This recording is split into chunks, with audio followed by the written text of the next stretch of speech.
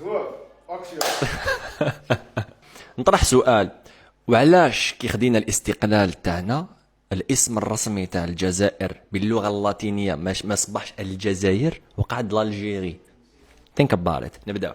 ناس البواطه، السلام عليكم. نعاودو نرجعوا بفيديو جديده، واليوم موضوعنا هو الزواف. سمعنا بزاف كلام، سمعنا بزاف الخرافات، سمعنا لي ليجون، سمعنا السبان، قرينا السبان، وشفنا بزاف التهجم على منطقة معينة من الجزائر كأنها هي حاملة كل المشاكل وكل الثغرات التاريخية تاع الجزائر، وهي منطقة القبائل. معلنين أن القبائل هما كانوا يركبون هاد لانفونتري ميليتير وهي الزواف. كامان شوية تاريخ. في لي كرونيك هيستوريك تاع ابن بطوطة، ابن خلدون ولا ابن خلقين، كاين فكرة تاع قبائل أمازيغية موجودة في شمال إفريقيا وفي حدود الجزائر الحالية، ملقبة بإيغاواون، وهو الاسم الرسمي تاعها، بصح هما ما سموهاش إيغاواون، سموها الزواوة. وعلاش سموها الزواوة؟ ما عندناش حد الآن لا ماتير سيونتيفيك باش نقدروا ندرسوا هذه القضية. على بالنا باللي كانت قبائل، سيتي كونفريري دو قبائل مقربة بالإيكتامن، سيتادير الكتامة، مؤسسين الدولة الفاطمية، سيتادير كانت عندهم ديجا قدرة حربية وقدرة ثائرة وثورية. هذه في فكرة المرحلة الأولى، أين كيفاش الفاطميون استغلوا هذه القدرة الثورية لمحاربة الأغلبية، ثم العباسيون انطلاقا من مصر تبع. وحتى في فترة الرومان ماسينيسا استعمل هذه القبيلة ليشنو بور لانفونتري تاع لا كافالري ديالو، سيتادير الفكرة الحربية كانت موجودة عندهم.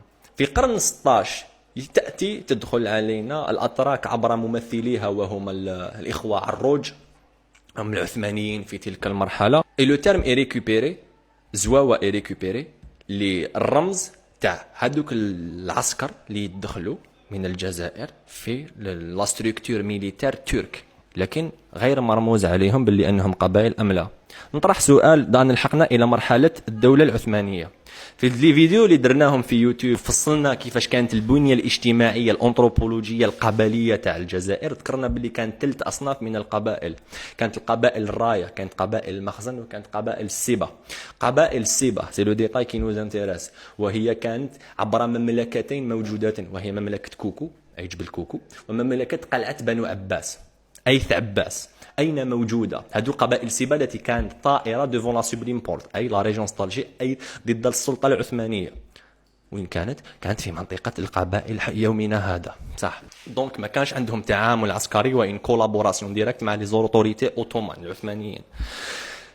راهي جات فرنسا 1038 دخلت. للتوضيح، كي دخلت فرنسا في 1830 ما مست والو، قاردات كاع لا ستركتور اللي لقاتها وورثتها عن النظام اللي كان سائد في فترة الدولة العثمانية. على بها حتى 1962 تلاقينا بالبشاعة، بالإغاء، بالقايد وبالزواف.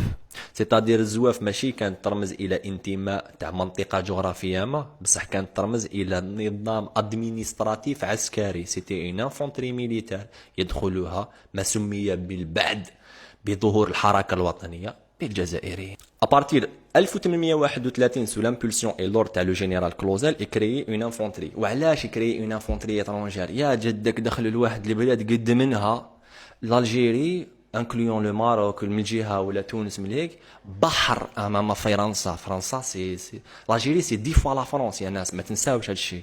والانفونتري تاعهم الجيش تاعهم ما كانش عنده القدرات اوليا توبوغرافيك، سي تاتير دخل دون ان ميليو اوستيل، ما ماوش يمشي في ليلا كلش خضار، انت طبيعه ضده، ليفيكتيف تاعهم قليل. دونك في 1831 écrit le bataillon des Zouaves. كي تقول لي في 1831 écrit le bataillon des Zouaves، على بالي انا بحاجه باللي في 1831 منطقه القبائل ما لازال ما سقطت تحت يد الفرنسيين. مين جاو هاد القبائل اللي يقولوا عليهم باللي هما الزواف؟ وعلى بالي باللي 1852 سيتادير 22 سنه من بعد تسقط منطقه القبائل بعد وفاه شريف بوبغلا ولا لا فاطمه نسومر. كيفاش الناس تقول لي باللي لي زواف هما القبائل؟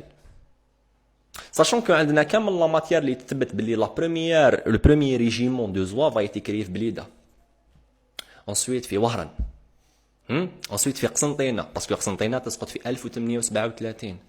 يا ناس ما يقدروش يحقوا يجيبوا ان باتايون في منطقة مازال ما دخلوا لها. كونوا واقعيين، إلا إذا أردنا أن نبقى إلا في الدوغم وفي الأوهام وفي شتم الغير.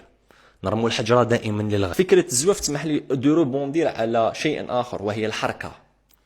لحركي ظاهرة ظهرت ما بين 1954 62، وحنا عاود نرجع للزواف.